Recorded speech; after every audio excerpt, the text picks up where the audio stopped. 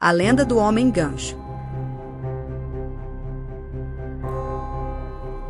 A lenda do homem do gancho é uma história assustadora que foi passada de geração em geração e se tornou um dos contos mais populares de terror. Segundo a lenda, o homem do gancho era um assassino em série que vagava pelas estradas à noite em busca de suas vítimas. Ele tinha um gancho no lugar de uma das mãos, o que lhe rendeu o apelido que o tornou famoso. Dizem que o homem do gancho costumava se esconder nas sombras, à espera de algum incauto que passasse por ali. Uma vez que ele capturava sua vítima, a matava de forma brutal com seu gancho afiado. Muitas pessoas afirmam ter visto o homem do gancho ao longo dos anos, principalmente em estradas desertas e abandonadas. Alguns dizem que ele ainda está à solta, à espera de sua próxima vítima. Essa lenda é contada para assustar e alertar as pessoas sobre os perigos que podem surgir durante a noite, especialmente em lugares isolados.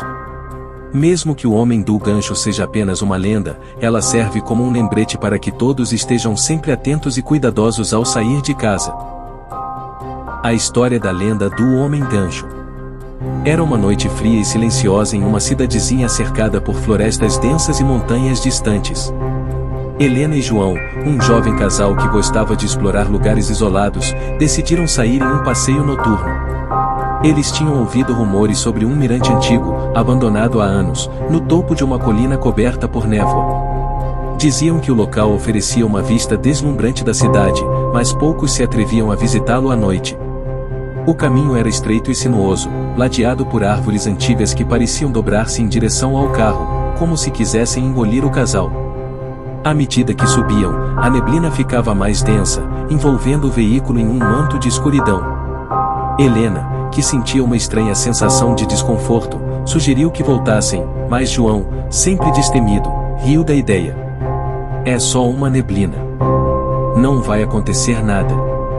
Pouco tempo depois, o rádio do carro, que tocava música em um volume baixo, chiou e, em seguida, uma voz grave e distorcida anunciou uma notícia urgente.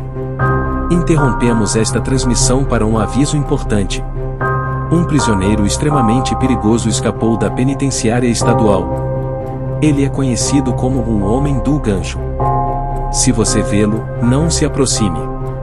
Relatos indicam que ele se esconde nas florestas da região. Helena arregalou os olhos, e seu coração começou a bater mais rápido. Ela sentia que estavam sendo observados, que algo estava errado. João, tentando disfarçar o nervosismo, apenas acelerou, ansioso para chegar logo ao mirante. O som do motor era abafado pela neblina, e tudo ao redor parecia mais distante, como se estivessem entrando em outra dimensão. Finalmente, chegaram ao topo da colina. O mirante estava vazio e o ar estava gelado. As luzes da cidade, vistas de lá de cima, cintilavam como vagalumes, mas a beleza da cena não acalmava o medo crescente de Helena. Ao descerem do carro, um vento cortante passou por eles, fazendo os galhos das árvores ao redor rangerem como se sussurrassem segredos antigos. Eu não acho que deveríamos ficar aqui, disse Helena, olhando ao redor nervosamente. Relaxa, não tem ninguém aqui além de nós, respondeu João, caminhando em direção ao parapeito do mirante. Mas então, um som distante cortou o silêncio. Um arranhão metálico, repetido e lento, vindo das profundezas da floresta atrás deles. Era como se algo afiado estivesse raspando o chão, aproximando-se cada vez mais. O que é isso? Murmurou Helena, agarrando o braço de João. Ele olhou para ela, pálido, mas tentando manter a calma. Deve ser um animal, um veado, ou... Antes que pudesse terminar, os faróis do carro se apagaram subitamente. A escuridão os envolveu, e o som metálico agora estava muito mais próximo, acompanhado de passos pesados. Entramos no carro. Agora! Gritou João, enquanto puxava Helena em direção ao veículo. Ao se aproximarem, viram algo que fez o sangue gelar em suas veias. Preso à maçaneta da porta do motorista, balançando suavemente na brisa, havia um gancho enferrujado. João parou, o rosto tomado pelo pânico. De repente, do meio das árvores, uma figura alta e disforme apareceu. A neblina parecia se enrolar ao redor dela, obscurecendo seus traços, mas o brilho de um gancho prateado, que substituía uma das mãos, era inconfundível.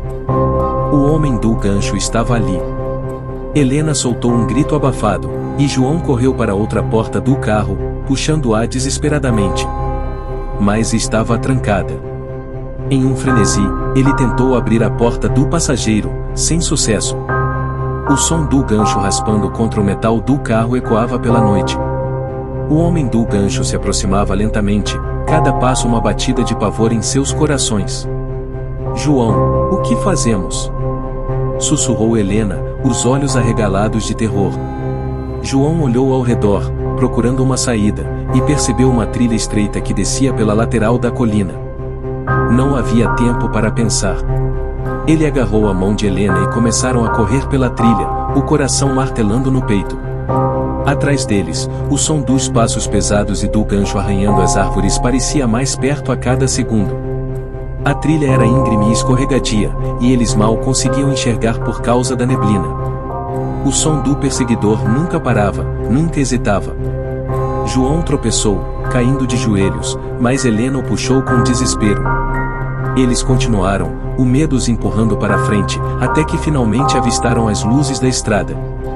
Mas quando chegaram ao asfalto, ofegantes e exaustos, perceberam que o som havia parado.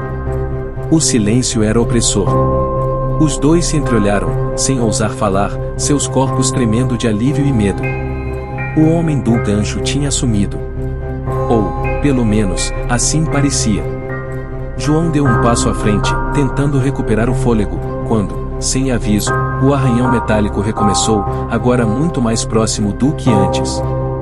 De repente, algo brilhou na luz fraca da lua, e João caiu no chão com um grito. Helena se virou para ele e viu, horrorizada, o gancho cravado no peito do namorado. O som do vento carregava uma risada baixa, gélida, que ecoava pelas árvores. O homem do gancho nunca deixava suas vítimas escaparem. E naquela noite, Helena sabia que, de algum modo, ela seria a próxima. O silêncio voltou a reinar.